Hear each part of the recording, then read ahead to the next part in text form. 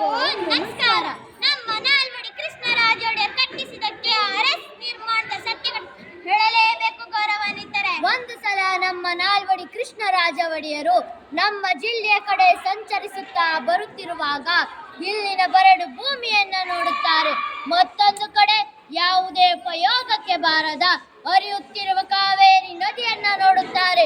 ನೋಡಿದ ತಕ್ಷಣ ಈ ನದಿಗೆ ಒಂದು ಅಣೆಕಟ್ಟನ್ನ ಕಟ್ಟಿದರೆ ಸಾವಿರಾರು ಎಕರೆ ನೀರುಣಿಸಿ ಬಂಗಾರದಂತ ಬೆಳೆಯನ್ನ ಬೆಳೆಯಬಹುದು ಹಾಗೂ ರೈತರ ಬದುಕನ್ನ ಬಂಗಾರ ಮಾಡಬಹುದು ಎಂಬ ಆಲೋಚನೆ ಮಾಡ್ತಾರೆ ನಮ್ಮ ನಾಲ್ವಡಿ ಕೃಷ್ಣರಾಜ ಒಡೆಯರು ಗೌರವಾನ್ವಿತರೆ. ಆದರೆ ಕಟ್ಟಲು ಅಷ್ಟು ಸುಲಭದ ಕೆಲಸವಾಗಿರಲಿಲ್ಲ ಗೌರವಾನ್ವಿತರೆ. 1870ರಲ್ಲಿ ಬ್ರಿಟಿಷರಿಂದ ಅನುಮತಿ ಪಡೆದು ನೀರಿನ ನಕ್ಷೆ ತಯಾರಿಸಿ ಯೋಜನೆ ಕೈಗೆತ್ತಿಕೊಳ್ಳುತ್ತಾರೆ ಗೌರವಾನ್ವಿತರೆ.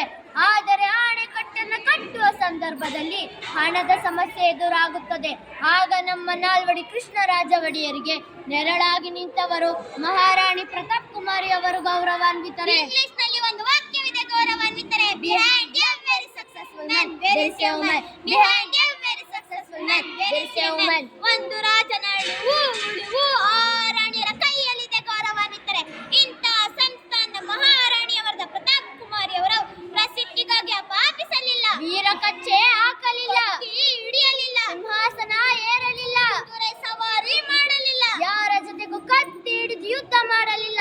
ಇದೇ ಮೈಸೂರು ಸಂಸ್ಥಾನದ ಉಳಿವು ಮತ್ತು ಬೆಳವಣಿಗೆಗೆ ಅವರು ತೋರಿದ ಜಾಣ್ಮೆ ಮತ್ತು ಪರಿಶ್ರಮ ಬೆಲೆ ಕಟ್ಟಲು ಸಾಧ್ಯವಿಲ್ಲ ಗೌರವಾನ್ವಿತರೆ. ಇಂತಹ ಸಂಸ್ಥಾನ ಮಹಾರಾಣಿಯವರಾದ ಪ್ರತಾಪ್ ಕುಮಾರಿ ಅವರು ನಮ್ಮ ನಾಲ್ವಡಿಯವರ ಕಾಳಜಿಯನ್ನು ಅರಿತು ತನ್ನ ಬಳಿ ಇದ್ದ 4 ಮೂಟೆಯಷ್ಟು ಚಿನ್ನ ಮತ್ತು ಬೆಳ್ಳಿಯ ನಾಣ್ಯಗಳನ್ನು ನೀಡಿ ಅದನ್ನ ಬಾಂಬೆಯಲ್ಲಿ ಮಾರಿ ಬಂದಂತ 80 ಲಕ್ಷ ರೂಗಳಿಂದ KRS ಕಟ್ಟಿ ಎಂದು ಸರ್ ವಿಶ್ವೇಶ್ವರಯ್ಯನವರಿಗೆ ಸೂಚಿಸಿ KRS ಪೂರ್ಣಗೊಳಿಸುತ್ತಾರೆ ಗೌರವಾನ್ವಿತರೆ. ನಮ್ಮ ಜಿಲ್ಲೆಯಲ್ಲಿ KRS ನಿರ್ಮಾಣದ ನಂತರ ನಮ್ಮ ಜಿಲ್ಲೆಯಲ್ಲಿ ರೈತರಿಗೆ ವ್ಯವಸಾಯಕ್ಕೆ ನೀರು, ಕುಡಿಯುವುದಕ್ಕೆ ನೀರು, ಕಾರ್ಖಾನೆಗಳಿಗೆ ನೀರು ಕೊಡುವುದಲ್ಲದೆ ಇಂದಿಡೀ ಬೆಂಗಳೂರಿನ ಜನಕ್ಕೆ ನೀರು ಸಿಗಲು ಕಾರಣ ನಮ್ಮ KRS.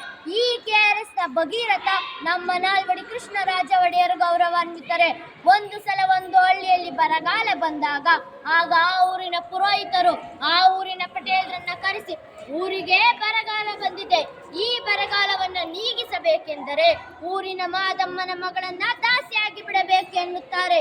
ಅಲ್ಲೇ ಮಾರು ವೇಷದಲ್ಲಿದ್ದ ನಮ್ಮ ಒಡೆಯರು ಇದನ್ನೆಲ್ಲ ಗಮನಿಸುತ್ತಾರೆ. ಮಾರನೆಯ ದಿನವೇ ಪ್ರತಿನಿಧಿಗಳ ಸಭೆ ಕರೆದು ದೇವದಾಸಿ ಪದ್ಧತಿ, ಗೆಜ್ಜೆ ಪೂಜೆಗಳ ಪದ್ಧತಿ, ಅನಿಷ್ಟ ಪದ್ಧತಿಗಳನ್ನು ನಿಷೇಧಿಸುವ ಕಾನೂನು ಜಾರಿಗೆ ತಂದು ಇಂದಿಡೀ ಸಮಾಜಕ್ಕೆ ಹಾಗೂ ನಮ್ಮಂತಹ ಮಹಿಳೆಯರ ರಕ್ಷಕರಾಗುತ್ತಾರೆ ನಮ್ಮ ನಾಲ್ವಡಿ ಕೃಷ್ಣರಾಜ ಒಡೆಯರು ಗೌರವಾನ್ವಿತರೆ. ನಾಡಿನೆಲ್ಲಡಿ ಕನ್ನಡ ಸಾಹಿತ್ಯ ಪರಿಷತ್ ಇಷ್ಟು ದೊಡ್ಡದಾಗಿ ಬೆಳೆಯಲು ಕಾರಣ ಅದು ನಮ್ಮ ನಾಲ್ವಡಿ ಕೃಷ್ಣರಾಜ ಒಡೆಯರು ಗೌರವಾನ್ವಿತರೆ. ನಾಡು, ನುಡಿ, ಕಲೆ, ಸಾಹಿತ್ಯ, ಸಂಸ್ಕೃತಿಗಳ ಉಳಿವಿಕೆಗಾಗಿ 1915ರಲ್ಲಿ ಈ ಕನ್ನಡ ಸಾಹಿತ್ಯ ಪರಿಷತ್ತನ್ನು ಸ್ಥಾಪಿಸಿದರು ಹಾಗೂ ಪರಿಷತ್ತಿನ ಬೆಳವಣಿಗೆಗಾಗಿ 5,000 ರೂಗಳನ್ನು ನೀಡಿ ಕನ್ನಡಾಂಬೆಯ ಸುಪುತ್ರರೆನಿಸಿಕೊಂಡಿದ್ದಾರೆ ನಮ್ಮ ನಾಲ್ವಡಿ ಕೃಷ್ಣರಾಜ ಒಡೆಯರು ಗೌರವಾನ್ವಿತರೆ.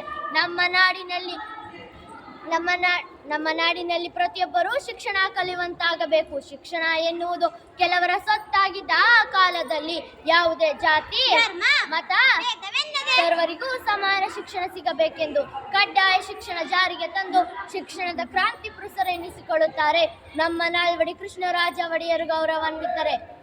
ನಮ್ಮ ರಾಜ್ಯದಲ್ಲಿ ಬೃಹತ್ ಕೈಗಾರಿಕೆಯನ್ನು ಸ್ಥಾಪಿಸಿದ ಕೀರ್ತಿ ಅದು ನಮ್ಮ ನಾಲ್ವಡಿ ಕೃಷ್ಣರಾಜ ಒಡೆಯರಿಗೆ ಸಲ್ಲುತ್ತದೆ ಗೌರವಾನ್ವಿತರೆ. ಭದ್ರಾವತಿಯ ಕಬ್ಬಿಣ ಮತ್ತು ಉಕ್ಕಿನ ಕಾರ್ಖಾನೆ, ಕಾರ್ಖಾನೆ, ಗಂಧ ಮತ್ತು ಎಣ್ಣೆ ಕಾರ್ಖಾನೆ, ಪೇಪರ್ ಮಿಲ್ ಕಾರ್ಖಾನೆ ಹಾಗೂ ನಮ್ಮ ಜಿಲ್ಲೆಯ ಹೆಮ್ಮೆಯ ಮೈ ಶುಗರ್ ಕಾರ್ಖಾನೆಯನ್ನ ಸ್ಥಾಪಿಸಿದ ಕೀರ್ತಿ ನಮ್ಮ ನಾಲ್ವಡಿ ಕೃಷ್ಣರಾಜ ಒಡೆಯರಿಗೆ ಸಲ್ಲುತ್ತದೆ ಗೌರವಾನ್ವಿತರೆ. ನಮ್ಮ ನಾಲ್ವಡಿಯವರ ಆಡಳಿತವನ್ನ ಕಂಡ ಮಹಾತ್ಮ ಗಾಂಧೀಜಿಯವರು ಮೈಸೂರನ್ನ ರಾಮರಾಜ್ಯ ಎಂದು ಕರೆದರು ಮತ್ತು ನಮ್ಮ ನಾಲ್ವಡಿಯವರನ್ನ ರಾಜಶ್ರೀ ಎಂದು ಗೌರವಿಸಿದರು ಗೌರವಾನ್ವಿತರೆ. ನಮ್ಮ ನಾಲ್ವಡಿ ಕೃಷ್ಣರಾಜ ಒಡೆಯರು ಮತ್ತು ಸರ್ ವಿಶ್ವೇಶ್ವರಯ್ಯನವರು ಇಂದು ನಮ್ಮೊಂದಿಗೆ ಇಲ್ಲದೆ ಇದ್ರು ಅವರು ಮಾಡಿದ ಸಾಧನೆಗಳು ಸೂರ್ಯ ಚಂದ್ರ ಇರೋವರೆಗೂ ಶಾಶ್ವತ ಅನ್ನೋದೇ ಸತ್ಯ ಗೌರವಾನ್ವಿತರೆ. ಇಲ್ಲಿ ಸೇರಿರುವ ನನ್ನ ತಂದೆ ತಾಯಿಗಳೇ, ಇಂತಹ ಸಾಧನೆ ಮಾಡಿದ ಮಹಾನ್ ಪುರುಷರು ಪ್ರತಿಯೊಬ್ಬ ಮನೆ